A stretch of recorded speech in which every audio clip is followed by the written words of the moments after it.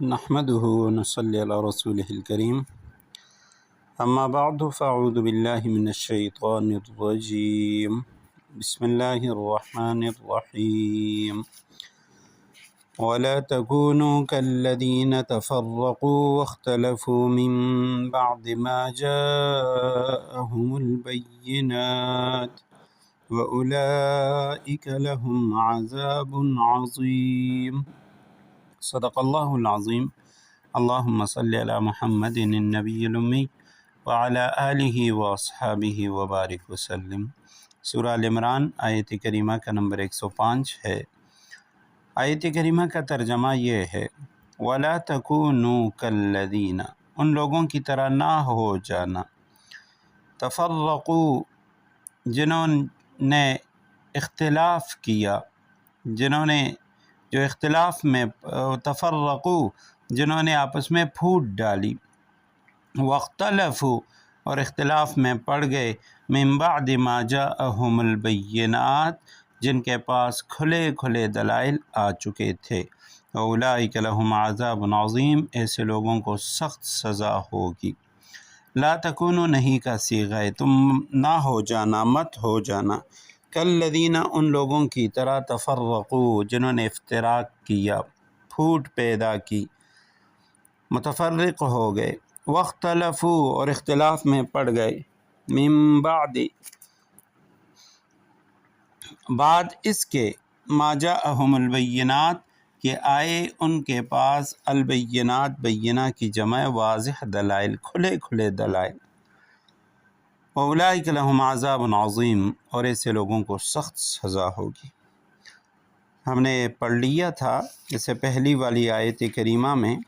کہ اللہ سبحانہ و تعالی نے مسلمانوں کے قومی اور اجتماعی فلاح وہ دو چیزوں پر موقوف رکھی ہے۔ پہلی چیز تقوی ہے،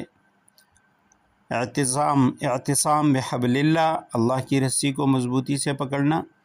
اور دوسری چیز دعوت و تبلیغ۔ اور یہی جو اعتصام بحبل اللہ ہے، واعتصموا بحبل اللہ جمیعا ولا تفرقوا، اس کا ضد ہے تفرقہ،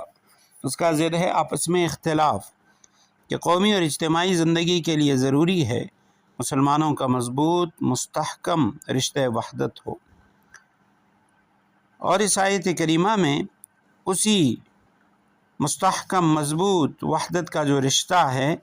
تو اس کو توڑنے والی چیز کا ذکر ہے، وہ افتراق ہے، وہ آپس میں اختلاف ہے، فرمائے اس سے اپنے آپ کو بچانا۔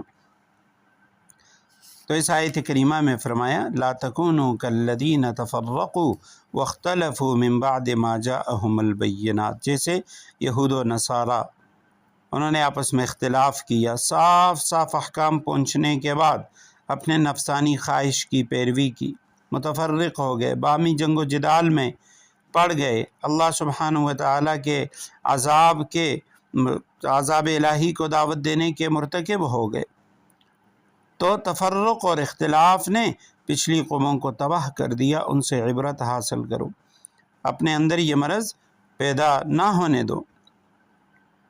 اب اس آیت کریمہ میں یہ جو تفرق اور اختلاف کا ذکر ہے، اس کی مذمت کی گئی ہے، اس سے کیا مراد ہے؟ اس سے مراد وہ اختلاف ہے، وہ تفرق، وہ یعنی پھوٹ ہے کہ جو اصول دین میں ہو، یا ہے تو فروع میں، لیکن نفسانیت کے غلبے کی وجہ سے ہو، اپنی نفسانی خواہش کی وجہ سے فروعات کے اندر وہ اختلاف کر رہے۔ اسی وجہ سے قرآن کریم نے فرمایا من بعد ما جاءہم البینات، واضح احکام آنے کے بعد۔ اب جب واضح احکام آ گئے تو اصول دین سب پر واضح ہو گئے، اور فروع میں بھی بہت ساری چیزیں وہ واضح ہو گئیں، تو اگر نفسانیت نہ ہو تو اختلاف کی گنجائش نہیں ہوتی۔ تو پتہ چلا جس اختلافی، یعنی وہ اختلاف کہ جو اصول دین کے اندر نہیں ہے، جو نفسانیت کی وجہ سے نہیں ہے بلکہ اجتہادی اختلاف ہے، تو اجتہادی اختلاف وہ اس تفرق اور تشدد کے اندر داخل نہیں ہے۔ اسی وجہ سے حدیث میں ہے کہ مجتہد کبھی غلطی کرتا ہے، کبھی وہ ٹھیک نتیجے پر پہنچ جاتا ہے۔